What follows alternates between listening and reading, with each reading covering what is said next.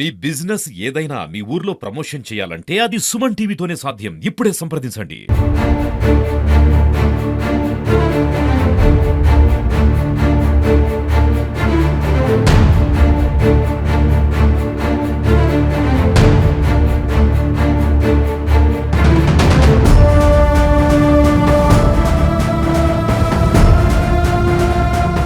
Welcome to Suman TV. మనం ప్రస్తుతం మైబాద్ పట్టణంలో ఉన్నాము. ఇక్కడ చూస్తున్నైతే గత రాత్రి నుంచి వెళ్ళి భారీ వర్షాలు కురవడంతో పాటు మైబాద్ పట్టణం మొత్తం వరదలతో నిండిపోయిందని చెప్పొచ్చు. చూసుకున్నట్టయితే ధర్మన్న కాలనీ మరియు మరిపడే రూట్లో ఉన్న ఆ కాలనీ, మన అండర్ బ్రిడ్జి దగ్గర ఇవన్నీ కూడా వాటర్తో నిండిపోయి ఇవన్నీ జలమయమై రోడ్లు ఇక్కడ నివాసంలోకి వెళ్ళిపోవడం జరుగుతుంది. మనం చూసినట్టయితే ఇప్పుడు ఈ కనిపిస్తున్న విజువల్స్ బంధన్ చెరువు ప్రధాన రహదారి ఇల్లందు మైబాద్ ప్రధాన రహదారి మీద బంధన్ చెరువు కట్ట దిగడం వల్ల ఇక్కడ మనకి ఫ్లోటింగ్ కనిపిస్తుందండి. ఈ పక్కన ఈ వరదలో చిక్కున్నటువంటి ఈ లారీలు మరియు ఇక్కడ ఉన్న జనాలు, మనం ఈ ఫ్లైఓవర్ పక్క నుంచి చూసినట్టయితే ఈ కనిపిస్తున్న వరద మొత్తం పక్కనే ఉన్నటువంటి బంధన్ చెరువులో నుంచి రావడం జరుగుతుంది. దీనివల్ల నిన్న నైట్ నుంచి వెళ్ళి కూడా ఇటు నుంచి రావాల్సిన రాకపోకలన్నీ ఆగిపోయినాయని చెప్పుకోవచ్చు. ప్రధానంగా మనకు ఇల్లందు, ఖమ్మం, భద్రాచలం ఈ రూట్ లో ఉన్నటువంటి అన్ని వెహికల్స్ కూడా ఎటు అటు ఆగిపోవడం జరిగింది. దీంతో పాటు కూడా మనకి ఇప్పుడు ఈ ఫ్లైఓవర్ కింద ఉన్నటువంటి ఇండ్లు మరియు ఫ్లైఓవర్ పక్కన ఉన్నటువంటి బంధన్ చెరువు పక్కన ఉన్నటువంటి కాలనీలు మొత్తం కూడా జలమయం అయిపోయాయి. మనం చూసుకున్నట్టయితే మనం ప్రస్తుతం ఈ విజువల్స్ లో చూసుకోవచ్చు. నిన్న గత రాత్రి నుంచి ఇక్కడ ఉన్న ఈ లారీలు, పక్కన ఉన్న ట్రాక్టర్స్, బండ్లు కూడా కొన్ని ఈ వరదలో చిక్కుకున్నాయి. పక్కన ఉన్న షాపులు కూడా ఈ నీటిలో మునిగిపోవడం కనిపిస్తుంది మనకు. ఇక్కడ చాలా వెహికల్స్ ఈ ఫ్లైఓవర్ మీద ఆగి ఉన్నాయి. ఈ ఫ్లైఓవర్ నుంచి ఇవి ఇల్లందు, ఖమ్మం, మళ్ళీ భద్రాచలం వెళ్లాల్సిన వెహికల్స్ కాబట్టి ఇక్కడే ఆగిపోయినాయి. ఈ ఫ్లోటింగ్ ఎప్పుడు తగ్గితే అప్పుడు రాకపోకలను వెళ్తుందని చెప్పి ఇక్కడ ఉన్న స్థానికులు మరియు వాహనదారులు చెప్పడం జరుగుతుంది. ఈ వరద ఉధృతిని దాటడానికి అక్కడ మహిళలు, కొంతమంది స్థానికులు ఆ తాడును తీసుకొని ఇలా ఆ వాగును, ఈ వరదను దాటడానికి ప్రయత్నిస్తున్నారు. మనం యూజువల్స్ లో చూసుకోవచ్చు. వారు ఎంత ఇబ్బంది పడుకుంటా ఈ వరదను దాటుతున్నారో. గతంలో ఎన్నడూ లేని విధంగా మైబాద్ పట్టణంలో ఇలాంటి వరదలు రావడాన్ని స్థానికుల్ని ఆశ్చర్యానికి గురి చేస్తుందని ఇక్కడ ఉన్న స్థానికులు చెప్పడం జరుగుతుంది. స్థానికులు ఇక్కడ ఉన్నారు, వారిని కూడా అడిగి తెలుసుకున్నాం అసలు ఇలా వరదలు రావడానికి గల కారణాలు ఏందనేది. వారి మాటల్లో అడిగి తెలుసుకునే ప్రయత్నం చేద్దాం. అన్న చెప్పండి, అసలు గతంలో ఎన్నడూ లేని విధంగా ఇట్లాంటి ఫ్లోటింగ్ వస్తుంది కదా, దీనికి ఏమై ఉంటుందంటారు కారణం? ఇప్పుడు ఇది మొట్టమొదటిసారి ఇది మహబూబాద్ జిల్లాలో చూడడం జరుగుతుంది. ఈ ఒక్క ఫ్లోటింగే కాదు, యాక్చువల్ ఇది ఇల్లందు బైపాస్ సర్కిల్. ఇది ఇట్లా ఫ్లైఓవర్ ఖమ్మం వెళ్తుంది, ఇది ఇల్లందు వెళ్తుంది. ఎప్పుడు లేని విధంగా ఇది ఫస్ట్ టైం. అంటే ఈ సర్కిలే కాదు, మహబూబాద్ సరౌండింగ్ మొత్తం అన్ని లాక్ అయిపోయినాయి. ఇటు చూసుకుంటే అయోధ్యలో అక్కడ చెరువు గట్ట దిగడం జరిగింది. ఆ పూసపల్లి, తాళపూసపల్లి లాక్ అయిపోయింది. ఇటు కట్ చేస్తే ఈదుల పూసపల్లి లాక్ అయిపోయింది. అక్కడ కూడా చెరువు దిగి అక్కడి నుంచి ఇటు రావడం జరిగింది. జామర్లపల్లి ఏరు కూడా మొత్తం లాక్ అయిపోయింది. అక్కడ మొత్తం ఆ ఫ్లోటింగ్ ఎక్కువైపోయి అక్కడ కూడా రాకపోకలు బంద్ అయిపోయినాయి. కట్ చేస్తే ఇది కూడా ఇల్లు అందు చూడండి అక్కడ పరిస్థితి ఎలా ఉందో. వాళ్ళు ఏంటంటే అది దాటడం కోసం అతను వేసే ప్రయత్నం చూడండి. అంటే ఇలాంటి సిచ్యువేషన్ ఎప్పుడు రాలేదు. 2 రోజుల నుంచి అతి భారీ వర్షాలు మహబూబాద్ జిల్లాలోనే, రాష్ట్రంలోనే అతలం కుతలం అయ్యే విధంగా ఇక్కడ వర్షాలు పడడం జరిగింది. చాలా దారుణం. చాలా మంది రాకపోకలు బంద్ అయిపోయి ఇక్కడ మనకు చూసుకుంటే మహబూబాద్ రైల్వే స్టేషన్లో చాలా మంది వైసెస్ వాళ్ళు, మనోళ్ళు, అన్నలు, పెద్ద అన్నలు చాలా మంది ఆ సర్కిల్ ఎవరైతే ఉన్నారో వాళ్ళకు ట్రైన్లో ఆగిన వాళ్ళకి కస్టమర్లకు వాళ్ళకు ఫుడ్ ఇవ్వడం జరిగింది, వాటర్ సప్లై చేయడం జరిగింది. ఎస్ఐ కానీ, సిఐలు కానీ, కేసంద్రం మండలం కానీ, ఇటు చూసుకుంటే ఇక్కడ కానీ ఎక్కడ ఆగిన ట్రైన్లకు అక్కడ ఫుడ్ సప్లై చేయడం జరుగుతుంది. దూర ప్రాంతం నుంచి వచ్చిన, సుదూర ప్రాంతం నుంచి వస్తున్న వాళ్ళందరికీ కూడా ఫుడ్ సప్లై చేయడం చాలా జరిగింది. సో ఇక్కడ అదేవిధంగా జేసీబీ సహాయంతో కూడా కొంతమంది, అంటే కొన్ని విధాలుగా ఈ వాటర్ ఫ్లో పోలేని పరిస్థితులలో కూడా కొంతమంది ఇక్కడ అధికారులు అప్రమత్తమై అంత జేసీబీ తోటి మొత్తం గాడిలు తీసి. కొంతమంది ఏమంటున్నారంటే ఇంత వరద రావడానికి గల కారణాలు ఏంటంటే ఏవైతే చెరువులు అయితే ఉన్నాయో అవి గతంలో ఉన్నటువంటి చెరువులు లేకుండా పోయి కబ్జాకు గురి కావడం వల్ల వాటి విస్తీర్ణం తగ్గిపోయి ఇలా వాటర్ ఎటెల్లాలో తెలక కట్టలు తెగిపోవడం కానీ అవి ఫ్లోటింగ్ ఎక్కువ వరదలు బయటకు రావడం జరుగుతుందంట. అది మీరేమంటారు?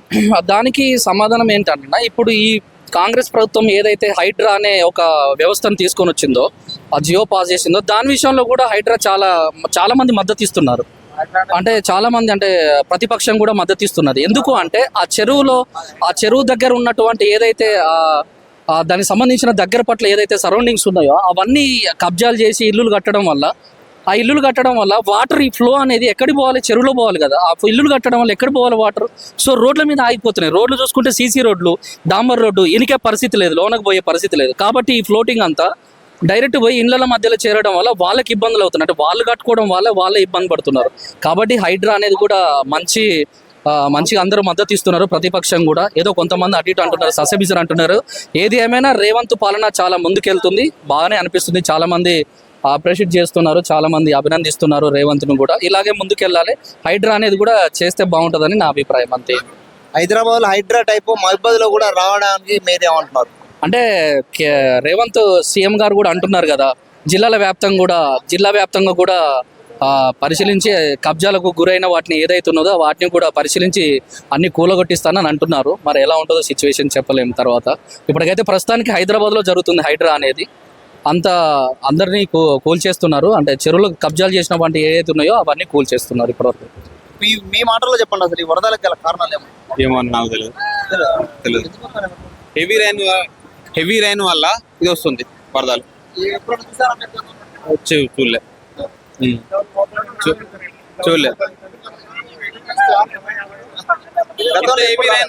హెవీ రైన్ ఎప్పుడు రాలే, ఇంత హెవీ రైన్ రాలే. చెరువు కట్ట దిగడం వల్ల ఇది అంత జరుగుతుంది. హెవీ రైన్స్ అసలు అంటే పోయినసారి వచ్చింది, ఇంకోసారి వచ్చింది, కానీ ఈసారి మాత్రం బాగా ఎక్కువ వచ్చింది. దానివల్ల అసలు ఈ రోడ్ అనేది బాగా ఇబ్బంది అయింది. కాకపోతే మనకి ఎక్కువ శాతం కూడా మన అన్న అది కూడా మొత్తం కూడా మన ప్రయత్నం చేస్తున్న మన యార్లమూలి జేసీబీ సాయంతో వాస్తవంగా ముల్లన్న ద్వారానే మంచిగా జరుగుతుంది. జేసీబీ ద్వారా, ట్రాక్టర్ ద్వారా సూపర్ జరుగుతుంది.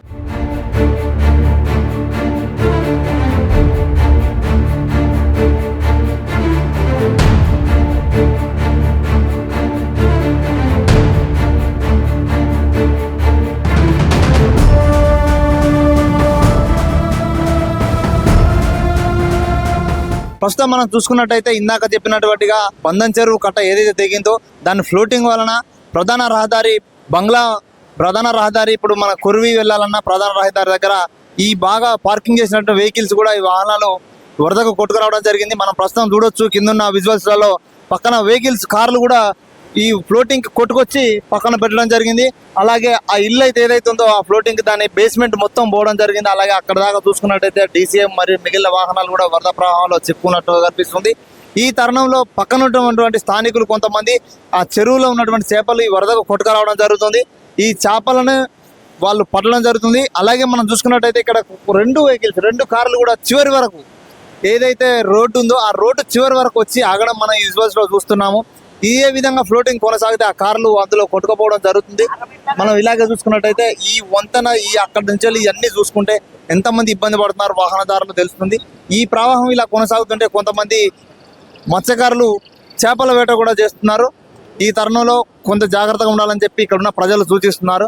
మనం చూసినట్టు ఇక్కడ ఉన్న విజువల్స్ ఈ ఫ్లైఓవర్ మీద స్థానికులు సందడిగా కనిపిస్తుంది. మహబాద్కు ఉన్న 4 దిక్కులలో అటు జామలపల్లి కానీ, ఇటు రాళ్లవాగు కానీ, ఇటు మనం ఈ ప్రస్తుతం ఉన్న నిజాం చెరువు కానీ అన్ని అన్యాక్రాంతమయ్యాయి.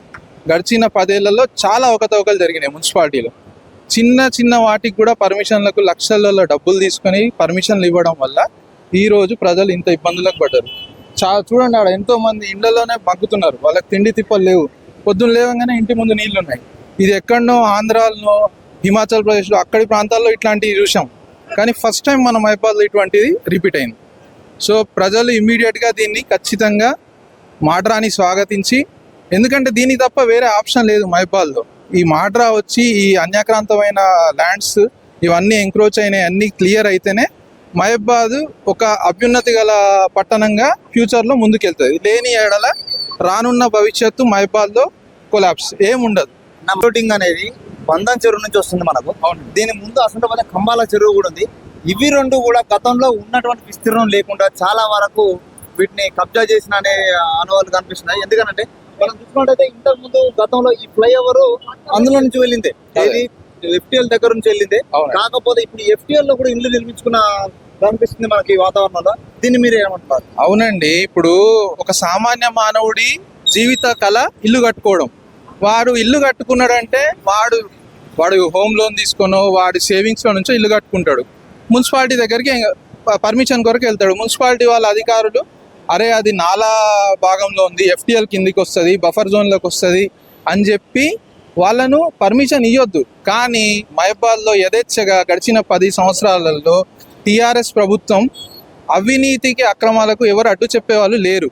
కావున ఈ మహబాద్ మున్సిపాలిటీలో ఉన్న ప్రజలందరూ ఈరోజు సఫర్ అవుతున్నారు. ఇలా కట్టుకున్న వాళ్ళ పాపం కాదండి.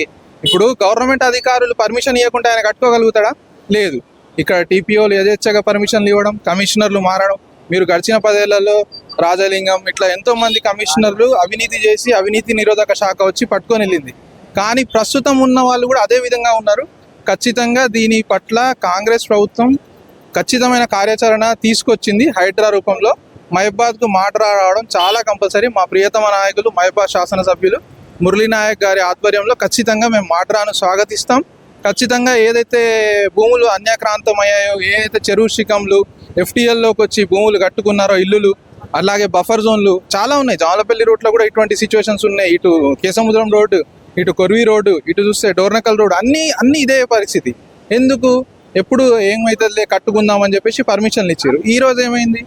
ప్రస్తుత పరిస్థితి హిమాచల్ ప్రదేశ్ కొండ చర్యలు ఇరిగిన ప్రాంతంగా ఇప్పుడు చూడండి, అక్కడ ఇల్లు ఆయన మొత్తం అండర్ గ్రౌండ్లో మొత్తం బీటలు వారింది.